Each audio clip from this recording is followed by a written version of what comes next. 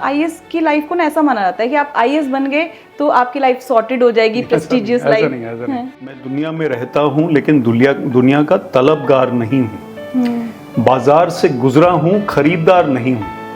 That means I have non attachment. कुछ ऐसे section भी हैं हमारे हरियाणा में जो ये सोचते हैं लड़की को ज्यादा पढ़ाना लिखाना नहीं है, खासतौर से सर रूरल एरिया में बहुत ज्यादा है कि 2025 में पेरेंट्स अगर गर्ल्स को बैक नहीं करेंगे तो कौन करेगा। जब आप देखते हैं कि हम लोग किसी चीज़ में गुस्सा नहीं कर रहे तो हमारी विक्ट्री ज़्यादा अश्योर्ड है। मैं आपको सच बताऊं, इस चीज़ पे बात ही नहीं होती है।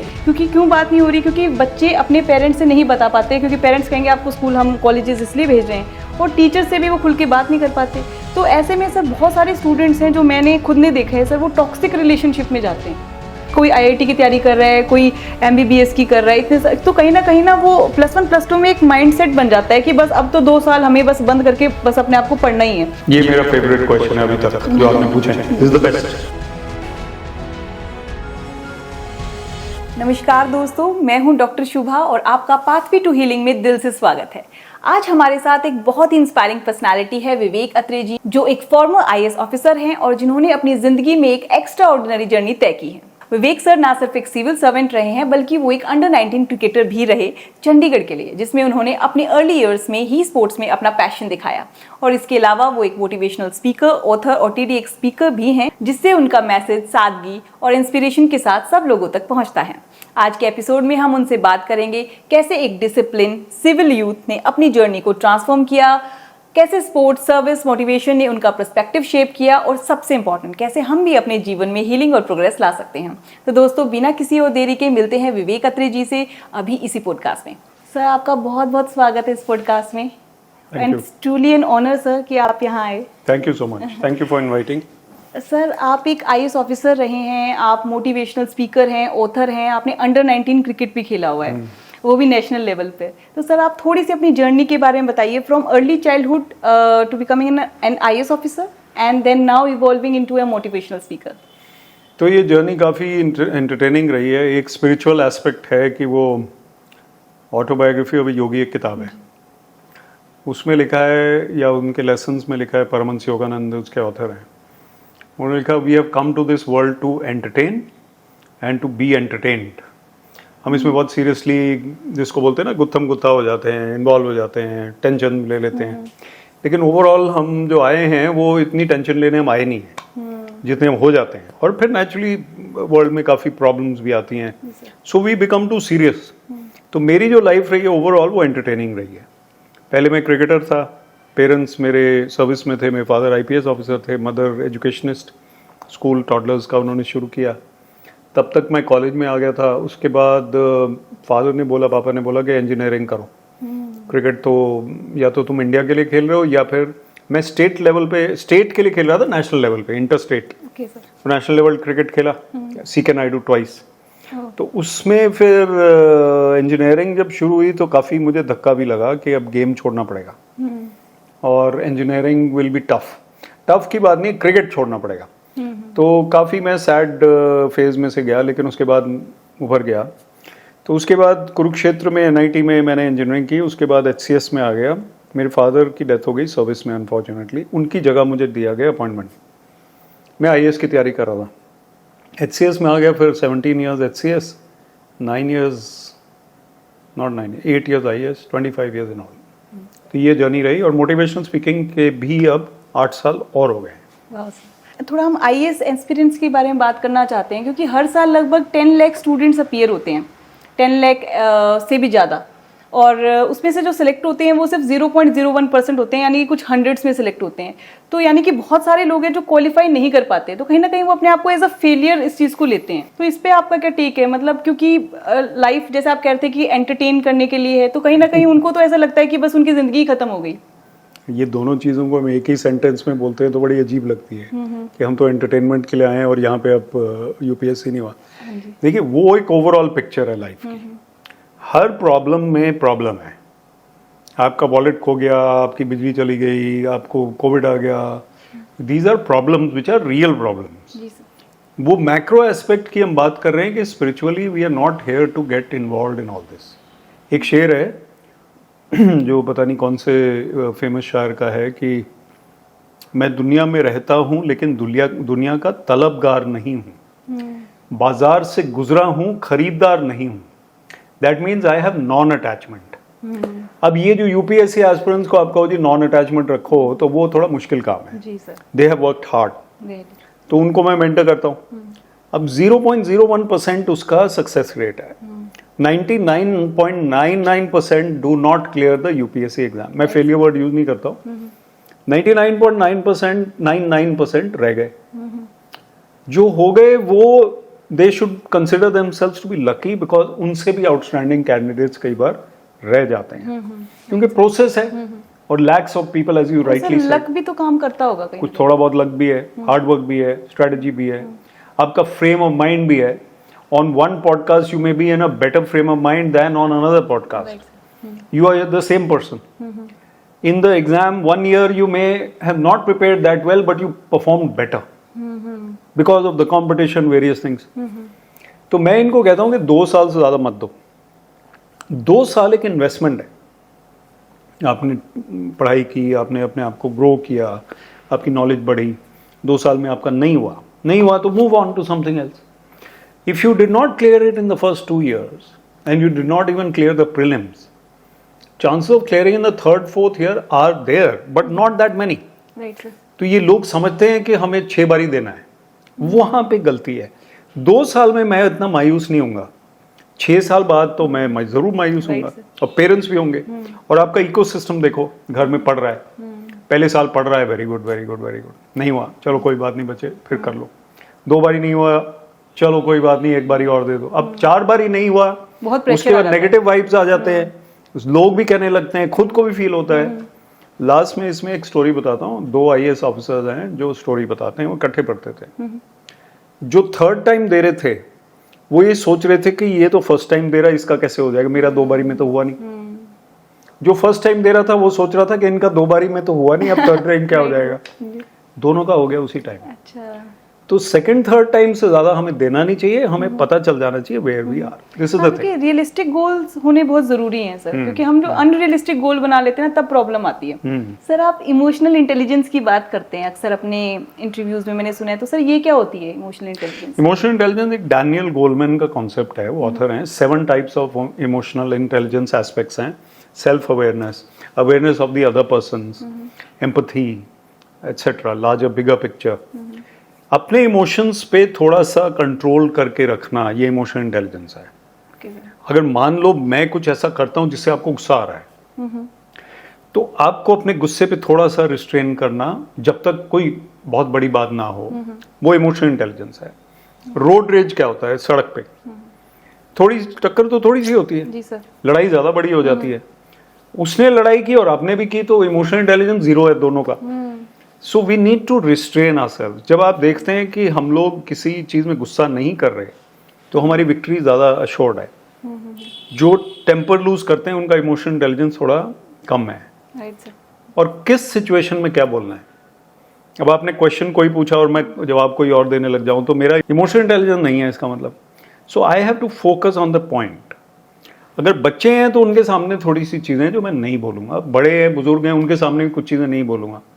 So I have to see the context, वो इमोशनल इंटेलिजेंस है। तो डेफिनेशन, एक simple definition, emotional intelligence is the ability to handle people and situations in a calm and balanced manner. Calmness is the key to emotional intelligence. Sir आप जैसे बात करते परमहंस योगानंद जी की और ऑटोबायोग्राफी ऑफ योगी के बारे में आप काफी जिक्र करते हैं। मेरे फोन में भी उन्हीं की फोटो है। तो मैं जब बड़े बड़े पॉडकास्ट में गया, रणवीर शो में भी गया, तो वहाँ पे यही बात आई, तो उनको मैंने दिखाई, तो फिर वो दिखाई क्या, उनके पास भी वही फोटो थी। उनका तो सर आपका पूरा एक पॉडकास्ट ही है पूरा, मैंने देखा सर। तो सर मेडिटेशन तो बहुत इंपॉर्टेंट है। जैसे इमोशनल इंटेलिजेंस की बात कर रहे हैं, अगर कोई सामने से कोई गुस्सा कर रहा है और हम गुस्सा ना करें, हम रिएक्ट ना करें, रिस्पॉन्ड करें, तो सर उसके लिए एक काम माइंड चाहिए। लेकिन काम माइंड के लिए मेडिटेशन बहुत इंपॉर्टेंट है।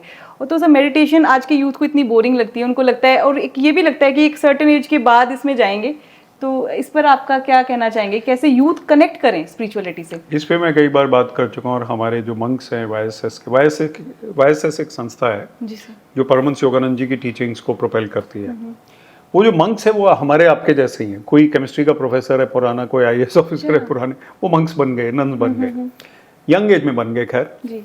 तो they are dedicated, but we are devotees. I am a devotee, I am a family person, बच्चे भी हैं। So one has to balance the life. ये नहीं हो सकता कि हम पेड़ के नीचे बैठ के पूरे दिन मेडिटेशन कर रहे हैं। सुबह शाम आप मेडिटेशन कर रहे हैं, केमिस्ट्री पढ़ा रहे हैं, घर संभाल रहे हैं, फिजिकल फिटनेस पे भी जोर दे रहे हैं, लेकिन वो मेडिटेशन आपकी ट्वाइस अ डे मिस नहीं हो रही। उसके बाद जो मेडिटेशन से आपका जो इंटरनलाइजेशन है वो ये है कि आप एक शांत व्यक्ति बनने लगते हैं। उसके बाद मेडिटेशन से आप जो आगे बढ़ते हैं तो आपको हर चीज में पीसफुलनेस नजर आती है। ये कई वर्ष के बाद आता है। और आप जो कह रहे हैं कि यंग लोग बोर होते हैं, बड़े लोग भी बोर होते हैं। पहले जमाने में आप वो अमर चित्र कथा वगैरह हम देखते थे, उसमें वो ऋषि मुनि पेड़ पहाड़ के ऊपर बैठ के मेडिटेशन कर रहे हैं और अप्सरा डांस कर रही है। वो अप्सरा नहीं है, उनके थॉट्स है। वो थॉट्स हैं। थॉट्स जो हैं वो ह्यूमन बीइंग के थॉट्स, वो पिज्जा पे भी जाएंगे, क्रिकेट पे भी जाएंगे, कहीं पे भी जाएंगे। तो इसलिए हमें माइंड को कंट्रोल करना बड़ा मुश्किल है। पर अगर आप साइंटिफिक टेक्निक ऑफ मेडिटेशन करते हैं, स्पाइन पे फोकस करते हैं, ट्वाइस अ डे करते हैं, तो कहीं ना कहीं जाके after a few years you will find yourself changing. और फिर वो हर चीज में दिखता है। जी सर। तो मेडिटेशन से हमारी कामनेस बढ़ती है, इमोशनल इंटेलिजेंस बढ़ती है, हेल्थ बढ़ती है, हेल्थ भी बढ़ती है। जो हमारा बॉडी और माइंड है वो तो लिंक्ड है। जी सर। अगर ब्लड प्रेशर बढ़ता है तो फिजिकली भी आप पे इम्पैक्ट पड़ रहा है ना। Heart is going pumping hard. वो ब्लड प्रेशर क्यों बढ़ रहा है? गुस्से से। गुस्सा is linked to the emotions. तो हमारा mind and body is definitely linked. Sir 95% diseases psychosomatic है। बिल्कुल, एब्सोल्युटली करेक्ट। जी सर, इंटरव्यू के दौरान भी एक बहुत ही कंपोज माइंड चाहिए, बहुत ही काम माइंड चाहिए, क्योंकि 35 to 45 मिनट्स तक का एक इंटरव्यू होता है। उसमें आपकी सारी पर्सनालिटी, क्योंकि अक्सर क्या करते हैं स्टूडेंट्स अपने आप को किताबी कीड़ा बना देते हैं, क्योंकि इतना ज़्यादा पढ़ना भी होता है तो बनना भी पड़ता है, बट एक उनकी एक ओवरऑल पर्सनालिटी नहीं डेवलप हो पाती। तो ओवरऑल पर्सनालिटी पे कितना ज़रूरी है सर? आपने दिया इंटरव्यू ये वाला? नहीं सर। कोई और कंपटीशन में? हाँ जी सर, दिया है, अपने HPSC का दिया था। ये तो दिया ही होगा। हाँ जी सर। ऐसा है कि इंटरव्यू एक चीज ऐसी है जो पर्सनालिटी टेस्ट है। आपने ठीक कहा। आईएएस का इंटरव्यू या यूपीएससी का 35 to 40 मिनट्स। Ji sir. वहां पे जो लोग बैठे हुए हैं वो आपसे ज्यादा नॉलेजेबल है ओवरऑल। जी सर। ठीक है। बिल्कुल। लेकिन मान लो आपने ओरिगेमी एक चीज होती है, paper art, bonsai. Bonsai is mini plants. ये दो चीजें आपने मान लो सीखी हुई हैं, उन्होंने नहीं सीखी हुई। जी सर। हो सकता है उनमें से भी हो कोई। Right sir. आपने अपने उसमें डैफ बोलते हैं, डिटेल्ड एप्लीकेशन फॉर्म में आपने लिख दिया बोनसाई और ओरिगेमी। आप अपनी पर्सनालिटी जो भी है वो लेके गए वहां, वो पूछेंगे ये क्या होता है। जी सर। उसमें आपने पीएचडी कर रखा है बिकॉज इट्स योर सब्जेक्ट। तो आप किस बात से नर्वस हो रहे हैं? नर्वस होने की जरूरत नहीं है। This is not a test of knowledge, this is a test of personality. So they don't want to see what you know. वो तो उन्होंने देख लिया मेंस में या प्रीलिम्स में। Now they want to see how you are. कोई pressure आप पे अगर बनता है तो आप किस तरह से बिखरते हो या आप निखरते हो। आर यू बिकमिंग बेटर और verse? So that pressure is what they want to see. The positivity is what they want to see. The balance is what they want to see. अब मैं अगर अभी मैं कॉन्फिडेंट पर्सनालिटी हूँ, उस time मैं nervous personality था, कोई भी था, कॉलेज स्टूडेंट, तो हो सकता है कि मैं ऐसा आंसर दूं जो मुझे खुद पता है कि ये नहीं देना चाहिए था या गलत है। या मैंने नाम ले दिया बीजेपी कांग्रेस का, मान लो, नहीं लेना चाहिए वहां पे, या मैं बोल दिया कि वो फलाने बदमाश है, ये वो है। So these things are not to be done. The calmness of your mind will help you. Practice will help you. और इंटरव्यू की तैयारी मैं भी कराता हूँ, मॉक इंटरव्यू मैं करता रहता हूँ।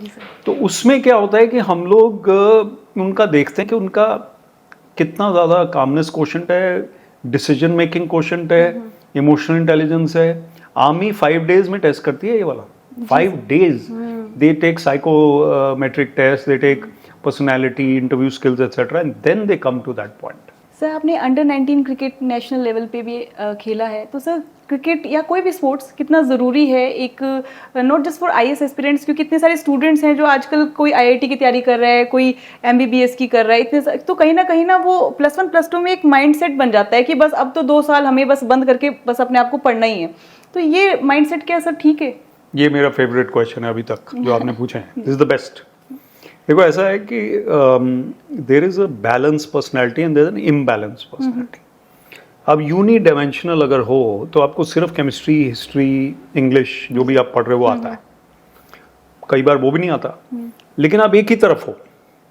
जब आप म्यूजिक में भी हो, आर्ट में भी हो, स्पोर्ट्स में भी हो, डिबेटिंग में भी हो, कोई आपकी आउटगोइंग पर्सनालिटी भी है थोड़ी सी, ज़्यादा भी नहीं, वो तब आप बैलेंस्ड हो। Sports is the biggest leveller.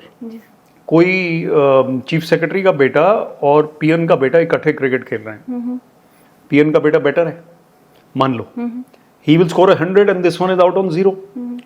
तो स्पोर्ट्स से इस चीफ सेक्रेटरी के बेटे को समझ आता है कि लाइफ इतनी आसान नहीं है, और स्पोर्ट्स में हम हारते जीतते हैं। जो कभी हारा ही नहीं, उसको जब हार मिलेगी कभी, मान लो इंटरव्यू में आप रिजेक्ट हो गए, एक्सेप्ट नहीं कर पाएंगे, एक्सेप्ट नहीं कर पाओगे ना, आप डिप्रेशन में जाओगे। लेकिन ये जो यशस्वी जायसवाल है, इंडियन क्रिकेटर, ओपनिंग बैट्समैन, उसको पूछा कि इसने, निक नाइट इंग्लैंड का कमेंटेटर था, उसने डबल सेंचुरी जब बनाई फर्स्ट, कहता है यशस्वी वर यू नर्वस? तो यशस्वी कहता है सर, मैं हिंदी में बता रहा हूँ, वो इंग्लिश में बोल रहा था बट मैं हिंदी में बता रहा हूँ, कहता है सर मैं जब बॉम्बे की ट्रेन में चढ़ने की कोशिश करता था और मैं चढ़ नहीं पाता था छोटी उम्र में, वो प्रेशर था। जब बस में चढ़ना चाहते हैं इंडिया में और बस में जगह नहीं मिलती, वो प्रेशर है, लेट हो रहे हैं हम। जब टीचर डांट देता है, या मेरे जो कुक्स थे, जो कोई उसके अंकल थे वो भी कुक थे, पापा भी कुक थे, और कोई और कुक थे जो उसको कभी खाना देते थे कभी नहीं देते थे, कहते वो प्रेशर था। कहता है सर ये कोई प्रेशर है? मैं डबल सेंचुरी बनी नहीं बनी, 195 पे आउट हो गया, 205 पे हो गया, ये कोई प्रेशर नहीं है। तो पॉइंट ये है कि प्रेशर हमारा झेलने का तरीका स्पोर्ट्स से अच्छा बनता है। सर बिल्कुल सही कह रहे हो, क्योंकि जब आप उसमें ना, आपको फोकस भी चाहिए होता है, कंसंट्रेशन चाहिए होती है, और आपका एक फिजिकल जो वर्कआउट होता है उससे इतने अच्छे केमिकल्स भी रिलीज होते हैं, हार्मोन्स रिलीज होते हैं, हैप्पी हार्मोन्स, राइट सर। और सर आप ओवरऑल फिट भी होते हो, और सिर्फ मेंटली भी नहीं, और आप मतलब फिजिकल हेल्थ तो चलो आपकी होती है, ओवरऑल मेंटली भी आप फिट हो जाते हैं। बिल्कुल सही। दूसरा, स्क्रीन टाइम भी आपका कम होगा। Right sir. आजकल के युग में जो 1 आवर आउटडोर खेल रहा है वो टाइम पे सोएगा। जो फिजिकली एक्सर्ट कर रहा है उसको 11 बजे 10 बजे नींद आ जाएगी, और जो बच्चा नहीं कर रहा है वो 4 AM 3 AM तक फोन पे लगा हुआ है। आपको पता है स्टूडेंट्स हैं आपके, so these students are going to be much better off if they playing sports. Punjab में मैंने राइट अप भी दिया है, हम लोग सजेस्ट भी कर रहे हैं, drugs can be reduce through sports. Haryana में ड्रग्स कम है, स्पोर्ट्स ज्यादा है। हाँ जी सर। पंजाब में ड्रग्स ज्यादा है, और पंजाबी और हरियाणवी का कोई फिजिकल उसमें कोई डिफरेंस नहीं है, टॉल हेफ्टी स्ट्रॉन्ग पीपल, लेकिन वहां पे कल्चर खत्म हो गया। ये सर आप सही कह रहे हो, हरियाणा तो पूरा एक इंस्पिरेशन है, पूरे इंडिया के लिए है। मेडल्स, जितने मेडल्स जो हरियाणा ने जीते हैं, हमारे पूरे नेशन का नाम किया। सर हरियाणा में सर ऑल्दो सेक्स रेशियो ठीक है, इंप्रूव हुई है अगर बॉयज़ और गर्ल्स की बात करें, क्योंकि सर मैं प्रोफेसर हूँ तो मैं देखती हूँ सर, मेरे पास ना एक फादर का एक फ़ोन आया कि उन्होंने कहा कि हम अपनी बेटी को ड्रॉप आउट कराना चाहते हैं BSc से, सेकेंड ईयर में। तो मैंने उनसे पूछा क्यों, क्योंकि पढ़ने में वो अच्छी थी। तो उन्होंने कहा कि हम अगर अपनी बेटी को ज़्यादा पढ़ा लिखा लेंगे तो उसकी शादी, मतलब उसका रिश्ता अच्छा नहीं होगा। मुझे बड़ा अजीब लगा। उन्होंने कहा कि कुछ ऐसे सेक्शन भी हैं हमारे हरियाणा में जो ये सोचते हैं लड़की को ज़्यादा पढ़ाना लिखाना नहीं है, उनका काम है सिर्फ घर पे जॉब करना, खासतौर से सर रूरल एरिया में बहुत ज़्यादा है। मैं जब DC था 2014 या 15 में, तो मैं किसी विलेज में गया, तो मैंने पिंजौर साइड में उनसे पूछा, एक लड़की थी 10th की टॉपर, और वो 11th में नहीं गई। क्यों? 10th की टॉपर 11th में नहीं गई, पेरेंट्स ने नहीं भेजा। यही बात जो आप कह रहे हैं, यही सर है। हाँ जी। तो अनदर थिंग वाज कि इसको बस में जाना पड़ेगा और वहाँ पे लड़के मिलेंगे, 1 घंटा लगेगा। स्कूल 10th तक का नजदीक था और 11th वाला दूर था। So this is the problem of society. Second point is कि 2025 में पेरेंट्स अगर गर्ल्स को बैक नहीं करेंगे तो कौन करेगा? Right sir. आपकी जिम्मेवारी एज अ पेरेंट है कि आप अपनी गर्ल्स को छोड़ के आओ, या उनका इंतजाम करो, या उनको ऑटो में ऐसे बांधो, या जो भी है वो ट्रांजिट कर रहे हैं। दूसरा, उनको अगर हम पढ़ाएंगे नहीं, ज्यादा पढ़ी लिखी बनेगी और रिश्ता नहीं मिलेगा तो रिश्ता ना मिले, मैं तो कहता हूँ। What is the need to get married if you are going to get married to somebody who is because of him you did not study. Study is more important. Seriously कह रहा हूँ, exactly sir. Even more than marriage, और marriage is very important no doubt, but your career, your education makes you a complete human being. आजकल even big cities में relationship break down है। Right sir. काफी है, ज्यादा नहीं है but काफी है। तो अगर हम देखें तो मतलब वो जो गर्ल है या बॉय है, after that breakup then also they have to survive. तो अगर आपने पढ़ाई नहीं की तो क्या करोगे आप? So you have to be educated, that's number 1। तो मैं एक बार एसडीएम था कालका में, एक आए मेरे पास, एक सेक्शन 97 में एसडीएम के आगे अपीयर होना पड़ता है, कोई लड़की अगर अपने पेरेंट्स से भाग जाती है। जी सर। वो लड़की थी मेरे ख्याल post graduate, and the boy she wanted to marry, दोनों को पेश किया गया। वो कारपेंटर था, 10th पास था। अब वो गर्ल एमए थी। अब देखो वो सिचुएशन में एसडीएम मैं बैठा हूँ, मैं भी 25-26 साल का ही था। आई वाज न्यूली मैरिड, मैं भी 26-27 साल। आई एम आस्किंग हर, क्यों कर रहे हो तुम ये? उसकी स्टेटमेंट अलग से लेनी पड़ती है। सर मैं, ये बहुत अच्छा आदमी है, मैं इसके साथ जाऊंगी। तो मैंने कहा तुम सोच लो, एमए पढ़ी हो, कल को झगड़ा हो जाएगा। नहीं सर, आप इससे बात करके देखो। फिर मैंने उसको बुलाया, बंदा ठीक था, सेंसिबल मैन, यंग मैन। मुझसे मैंने काफ़ी बात की। कहता है सर मैं भी करूँगा एमए, मैं भी पढ़ूंगा। पेरेंट्स को फिर मैंने समझाया, मैंने कहा देखो इनको आप रोक नहीं सकते, फिर ये मुश्किल ही होएगी। So sometimes that situation arises, but that girl did MA, that was her plus point.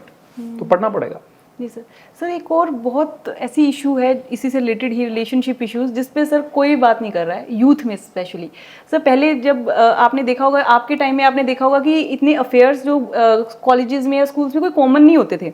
हमारे टाइम में थोड़े कॉमन हुए, लेकिन अभी आप देख रहे हैं कि 6th-7th क्लास में हैं तो उन्हें लगता है कि बॉयफ्रेंड गर्लफ्रेंड बनाना मतलब वो कूल चीज़ है। तो इस चीज़ पे सर एक्चुअली मैं आपको सच बताऊं, इस चीज़ पे बात ही नहीं हो रही है। क्यों बात नहीं हो रही? क्योंकि बच्चे अपने पेरेंट्स से नहीं बता पाते, क्योंकि पेरेंट्स कहेंगे आपको स्कूल हम कॉलेजेस इसलिए भेज रहे हैं, और टीचर से भी वो खुल के बात नहीं कर पाते। तो ऐसे में सर बहुत सारे स्टूडेंट्स हैं जो मैंने खुद ने देखा है सर, वो टॉक्सिक रिलेशनशिप में जाते हैं। तो इसमें क्या आप गाइड करेंगे ऐसे स्टूडेंट्स को? वैसे मुझे ये बता देना चाहिए कि मेरी वाइफ जो है वो मुझे कॉलेज में ही मिली। तो आपने कहा कि आपके टाइम में कम होते थे, लेकिन हमारा तो मुलाकात हमारी कॉलेज में ही हुई और हमारी शादी हुई और अभी तक हम इकट्ठे हैं। तो दैट इज फाइन। आपके टाइम में ज़्यादा हो गए होंगे। पॉइंट ये नहीं है, पॉइंट टाइम का है, लेकिन पॉइंट है pressure from society and parents. जो 6th, 7th, 8th में एक अट्रैक्शन होना नॉर्मल है, वो नॉर्मली है, वो पहले भी था, अभी भी है। सो हार्मोनल चेंजेस की वजह थोड़ा से बहुत, चलो 6th हो गया, पहले 8th होता था, दैट कुड बी देयर, ठीक है, it can't be stopped.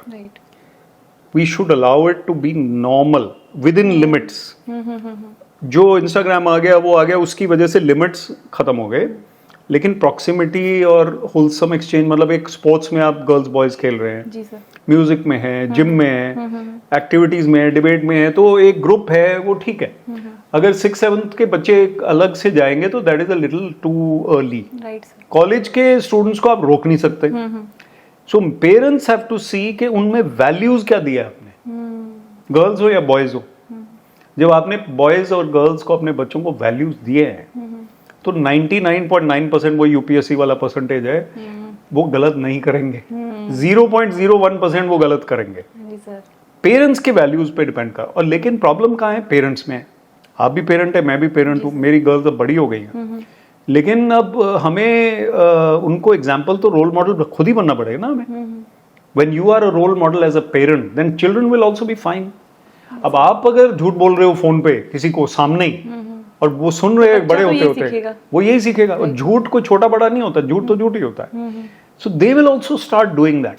Sir एक और मेरा क्वेश्चन है, यूथ आजकल ना फॉरेन जाने का एक कल्चर बहुत चला हुआ है, तो इसमें 2 सेक्शन है। एक तो सेक्शन वो है जो काफ़ी इंटेलिजेंट, एकेडमिकली अच्छे हैं और ग्लोबल अपॉर्चुनिटीज़ के लिए जाना चाहते हैं। एक वो सेक्शन है सर जो उन्हें पता है यहाँ कुछ नहीं होने वाला, तो वो कैसे भी करके, चाहे वो अपने पेरेंट्स पे प्रेशर डालते हैं, चाहे उन्हें ज़मीनें बेचनी पड़े, चाहे कुछ को तो मैं ऐसे भी जानती हूँ जो डोंकी रूट से भी गए अपनी लाइफ को रिस्क पे लेकर भी। तो ये क्या सर एक एस्केप मेंटेलिटी है, या फिर सच में इंडिया में अपॉर्चुनिटीज़ कम है? ये एक ट्रेंड है, पंजाब में एक ट्रेंड है। हाँ जी। मैं पंजाब अमृतसर जा रहा था, तो कार में एक लड़का था 24 साल का, वो ड्राइव कर रहा है। कहता है सर अब तो कनाडा भी खत्म हो गया, अब कनाडा में नहीं जा पाएंगे। उसका यही था एम्बिशन। तो दुखी है। कहता है सर मेरे सारे गांव के लड़के अब ड्रग्स में हैं, या वो गैंगस्टर बनना चाहते हैं। तो एक ट्रेंड, एक आउटलेट है ये कि हमें ये करना है, अब्रॉड जाना है। मैं कहता हूँ कि पढ़ के वापस आओ।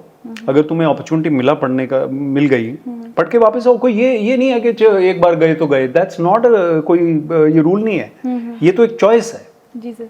पेरेंट्स यहाँ हैं, उन्होंने आपको भेज दिया, 3 साल आप पढ़ के आ जाओ वापस। What is the problem? India में अच्छी जॉब है, बॉम्बे जाओ, बैंगलोर जाओ, ठीक है, Chandigarh is also coming up. तो मेरा ये है कि ये सेल्फिशनेस है वहाँ पे 35 ईयर्स रहना। पेरेंट्स को यहाँ छोड़ के जाना, पढ़ने के लिए जाओ वापस आओ। और अगर आप नहीं जा सकते, जो आपने कहा कि पैसा भी नहीं है, फंड्स नहीं है, फिर भी जाना है, तो जो कैथल का बॉय है, मैं कैथल में भी पोस्टेड रहा हूँ, वो अगर बैंगलोर में जाता है उसके लिए वो बहुत बड़ी चीज है। Kaithal is a small town, Chandigarh is a big town, Bangalore is a huge city, उसके लिए वही फॉरेन है। मैं वही कहता हूँ, तो इंडिया में बहुत अपॉर्चुनिटीज हैं, अच्छे कॉलेजेस में जाओ, पढ़ो। हाँ सर, आप एक ऑथर भी हैं और आपने बुक्स लिखी हैं काफ़ी, finding success with in and still a wonderful life. तो सर आप कैसे, आप कहीं ना कहीं इस बुक में भी आपने ना यूथ के बारे में ही लिखा है, तो कैसे आप यूथ के अंदर, आपके अंदर क्या ऐसा पैशन है जो आप यूथ से इतना कनेक्टिव फील करते हैं? इसमें क्या है कि यूथ को मैं देखता हूँ कि वो प्रेशर में है, उनके ऊपर एक एक्सपेक्टेशन है, आपके ऊपर हैं, रही होंगी, मेरे ऊपर रही। तो पेरेंट्स का या सोसाइटी का जो एक्सपेक्टेशन प्रेशर है, उसको कम करने के लिए मैं लिखता हूँ, बोलता हूँ, मोटिवेशनल स्पीकिंग करता हूँ। मेरी बात वो सुन लेते हैं फॉर सम रीजन। उनको लगता है कि ये जो सर है ना, ये उस पर भी आए हुए हैं, उस पर भी आए हुए हैं, उस पर भी आए हुए हैं, तो इनकी बात सुननी पड़ेगी। सुन लेते हैं। मैं उनको 5-6 चीज़ें बोलता हूँ। बोलता हूँ देखो, फिजिकल फिटनेस जो हमने बात की, स्पोर्ट्स, मेडिटेशन, जी सर, क्रिएटिव थिंकिंग। सर ये क्या होता है? Creative thinking. अब क्रिएटिव थिंकिंग ये पेंटिंग है, हाँ जी सर, हमारी म्यूजिक है, कोई ऐसा, कोई आपका रूटीन लाइफ तो कोई लाइफ नहीं है ना, हट के कुछ सोचना। तो क्रिएटिविटी से आपने अपने आप को एक मल्टी डायमेंशनल ह्यूमन बीइंग बना लिया। मेरी लाइफ में राइटिंग है, स्पीकिंग है, आपकी लाइफ में ये पॉडकास्ट है, कुछ और भी हो सकता है, डांसिंग है सर, डांस है आपकी लाइफ में। तो ये चीज़ों से हमारा एक बहुत अच्छा पर्सनालिटी बैलेंस होती है। स्पोर्ट्स है। तो क्या होता है कि अब मल्टी डायमेंशनलिज्म में ये जो प्रॉब्लम है यूथ वाली, वो नहीं आएगी। तो मेरा ये है कि मैं इनको बताऊं।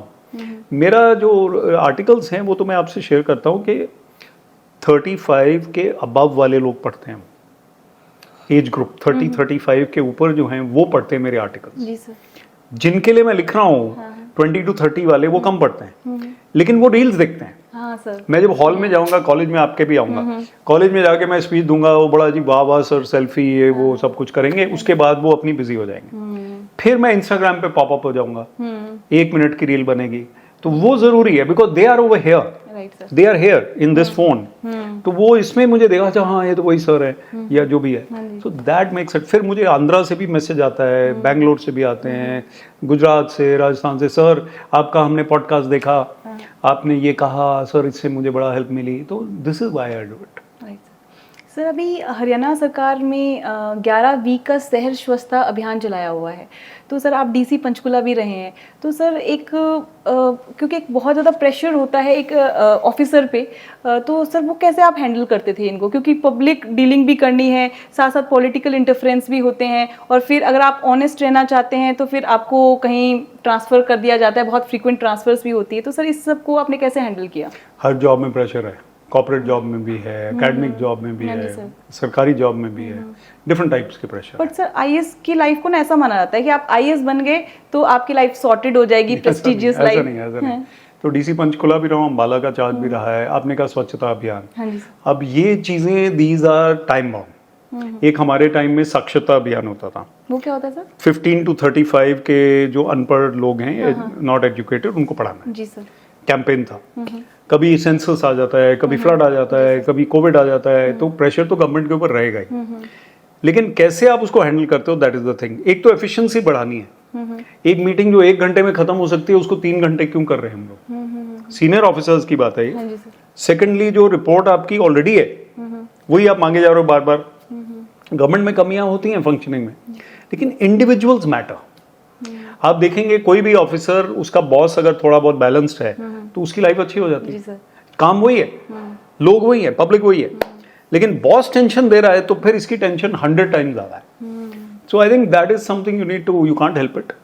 लेकिन आप अपने मेडिटेशन वगैरह से अपने आप को फोर्टिफाई करो, स्ट्रांग बनाओ। और सर ठीक है, जैसे हम इस स्वच्छता अभियान की बात कर रहे हैं सर, तो ठीक है कुछ काम गवर्नमेंट का भी है, एमसीज का भी है, लेकिन मुझे लगता है सर हम जो आम लोग हैं उनका भी कुछ कंट्रीब्यूट करना बनता है, क्योंकि जैसे कचरे की अगर बात करें तो सर लोग अभी भी प्लास्टिक यूज़ कर रहे हैं, अभी भी प्लास्टिक में, हालांकि हमारे इंडिया में गाय को माता माना जाता है, पर आप देखते हैं हमारी माता का क्या हाल हुआ है, कैंसर जैसी बीमारियां हो रही है। तो कहीं ना कहीं मुझे लगता है सर आप एक मैसेज हमारे व्यूअर्स को ज़रूर दीजिए कि किस तरह से हम क्लीनलीनेस के ऊपर भी ध्यान दें। वो गांधी जी ने कहा cleanliness is next to godliness. हाँ जी sir. Clean environment is god and it is also healthy, mind as well as body as well as surroundings. We have to keep them clean. Mind को clean करना रखना सबसे मुश्किल काम है, control में नहीं रहता वो। लेकिन surroundings, body, your physical fitness, your home, your area, if we can do a little bit as human beings, society, then the whole country will be clean. आपको पता ही है टैप बंद करना कितनी देर लगती है, कोई पब्लिक टैप चला हुआ है, जी सर। कोई पार्किंग है, कोई डस्टबिन में फेंकना है, these are all civic duties. People take them lightly, culture कम है। जब कलकत्ता में जब मेट्रो शुरू हुआ, लोग पान थूकने की आदत रखते हैं वहाँ, लेकिन मेट्रो में उन्होंने पान नहीं थूका। और अब 40 इयर्स हो गए शायद उस मेट्रो को, आज तक उस मेट्रो में किसी ने पान नहीं थूका, बिकॉज कल्चर बन गया। लेकिन बाहर जाके वो वही कर देते हैं, स्टेशन में है। So this is a kind of process of thinking and we are getting better. The younger generation is better. Yes. Sir ये 7 C's फ्रेमवर्क पर आप काफ़ी एम्फेसाइज करते हैं, तो सर ये क्या है? तो ये लाइफ सक्सेस के लिए, हैप्पीनेस के लिए एक फॉर्मूला है। ये सब हमारे अंदर है 7 C's, लेकिन हमारे अंदर किसी में कम है, किसी में ज़्यादा है। Character, calmness, creativity, compassion, thinking of others, cheerfulness, हंसमुख रहना, जी सर। उसके बाद कंटेंटमेंट, संतुष्टि, धन्यवादी रहना, I have whatever I have, I am grateful for that, satisfaction, and courage, fearlessness. Gita में लिखा है नंबर 1 फियरलेसनेस। फियरलेस होना मतलब फेथ हमारा बहुत ज्यादा बढ़ जाता है। जब गॉड के प्रति, अपने प्रति फेथ है, then we will be fearless. तो ये 7 C's है which are the secret to success. Thank you so much sir. Thank you very much, nice to be here. Thank you sir. दोस्तों, आज का कन्वर्सेशन सच में बहुत ही इंस्पायरिंग रहा। विवेक अत्री जी ने हमें दिखाया कि चाहे वो एक सिविल सर्वेंट की ज़िंदगी हो, या एक अंडर 19 क्रिकेटर का पैशन, या फिर एक मोटिवेशनल स्पीकर और ऑथर की जर्नी, डेडिकेशन और पॉजिटिविटी से हम अपनी लाइफ को एक नए लेवल पर ले जा सकते हैं। उनकी कहानी हमें ये सिखाती है कि डिसिप्लिन, स्पोर्ट्समैनशिप और सेल्फ बिलीफ के साथ हीलिंग और ग्रोथ दोनों पॉसिबल है। मैं डॉक्टर शुभा आप सबको दिल से धन्यवाद करती हूँ for joining us today on pathway to healing. अगर आपको ये एपिसोड पसंद आया हो तो प्लीज़ लाइक, शेयर और सब्सक्राइब ज़रूर कीजिएगा, ताकि और भी लोग इससे बेनिफिट ले सकें।